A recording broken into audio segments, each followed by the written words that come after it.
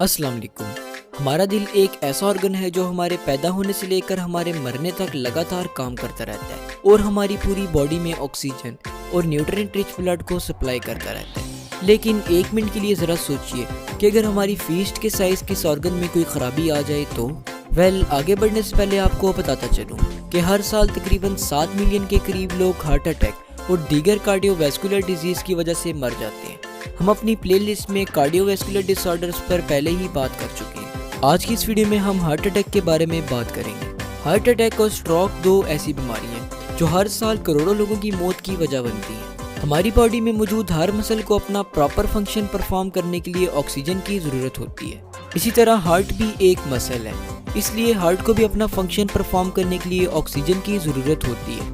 Heart attack यानी दिल के दौरे के दौरान हार्ट के मसल्स को ऑक्सीजन नहीं मिलती, जिसकी वजह से वो अपना फंक्शन परफॉर्म नहीं कर पाते। आपके दिमाग में ये सवाल ज़रूर आया होगा कि आखिर ये ब्लड सप्लाई कैसे रुक जाती है। जैसा कि हम सब जानते हैं कि पूरी बॉडी को ऑक्सीजनेटेड ब्लड पहुंचाने वाली वेसल्स को आर्टरीज कहते हैं। पूरी बॉडी की तरह हमारे हार्ट को भी ऑक्सीजनेटेड ब्लड की ज़रूरत होती है। हार्ट को ऑक्सीजनेटेड ब्लड पहुंचाने वाली आर्टरीज को कोरोनरी आर्टरीज कहते हैं।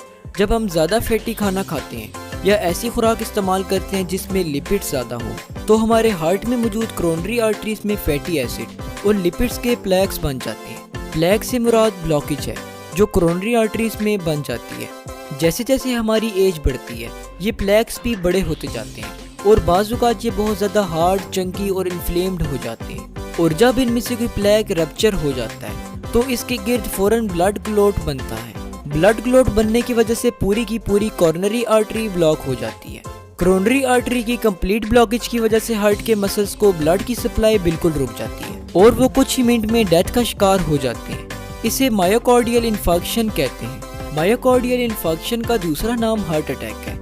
अगर हार्ट अटैक से डैमेज होने वाले मसल्स का फौरी ट्रीटमेंट न किया जाए तो हार्ट अपना कंप्लीट रिदम लूज कर देता है और कॉन्सिक्वेंटली किसी भी पर्सन की डेथ हो सकती है। चलिए अब बात करते हैं हार्ट अटैक के सिम्टम्स पर। हार्ट अटैक का सबसे कॉमन सिम्टम चेस्ट पेन है। ये पेन ऑक्सीजन की कमी का शिकार मसल्स में होता है। चेस्ट से उठने वाला ये pain left arm, back, abdomen और जॉ तक रेडिएट कर जाता है। यहाँ आपको एक और फैक्ट बताता चलूं कि ये पेन इतना भी अचानक नहीं होता जितना कि इसे फिल्मों और ड्रामों में दिखाया जाता है। बाज़ औक़ात हार्ट अटैक में नोज़िया के सिम्टम्स भी अपीयर होते हैं। नोज़िया से मुराद चक्कर आना है। हार्ट अटैक के सिम्टम्स वुमेन और एल्डर्स में लेस प्रोमिनेंट होते हैं। डायबिटीज़ के पेशेंट में हार्ट अटैक का कोई भी सिम्टम अपीयर नहीं होता। हार्ट अटैक के ट्रीटमेंट में एस्पिरिन और नाइट्रोग्लिसरीन इंपॉर्टेंट रोल प्ले करते हैं। एस्पिरिन ब्लड को थिन करती है जबकि नाइट्रोग्लिसरीन कोरोनरी आर्टरीज को खोलता है और इस तरह हार्ट मसल्स तक ब्लड पहुंचता है। इमरजेंसी सिचुएशंस में डॉक्टर्स फौरी तौर पर हार्ट अटैक को डायग्नोज करते हैं।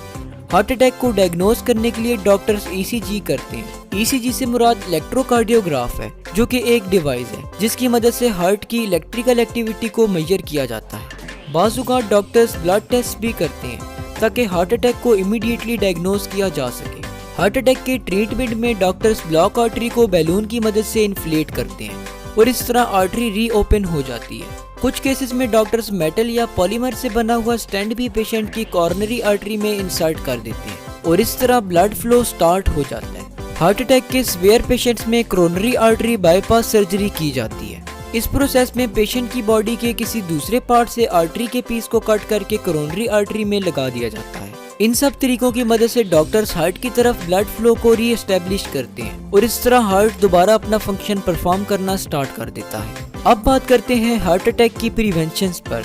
अपना लाइफस्टाइल चेंज करके हम अपनी बॉडी को हार्ट अटैक से प्रिवेंट कर सकते हैं। एक्सरसाइज, हेल्दी डाइट और वेट लॉस हार्ट अटैक के रिस्क को डिक्रीज करते हैं। ऐसी खुराक इस्तेमाल न करें जिसमें सैचुरेटेड फैटी एसिड और शुगर ज्यादा हो। अपनी बॉडी को हार्ट अटैक से बचाने के लिए हमें अपनी डाइट में फिश, वेजिटेबल, चिकन और ड्राई फ्रूट्स वगैरह शामिल करने चाहिए। इसके अलावा तंबाकू भी हार्ट अटैक के रिस्क को बढ़ाता है, इसलिए हमें तंबाकू बिल्कुल भी यूज नहीं करना चाहिए। हमें हेल्दी एक्सरसाइज करनी चाहिए, खुश रहना चाहिए और अपनी नींद को भी पूरा करना चाहिए। इस तरह हम हार्ट अटैक से जरूर महफूज रहेंगे। तो उम्मीद है कि आज की इस वीडियो से आपने कुछ ना कुछ जरूर नया सीखा होगा। इसी के साथ मिलते हैं नेक्स्ट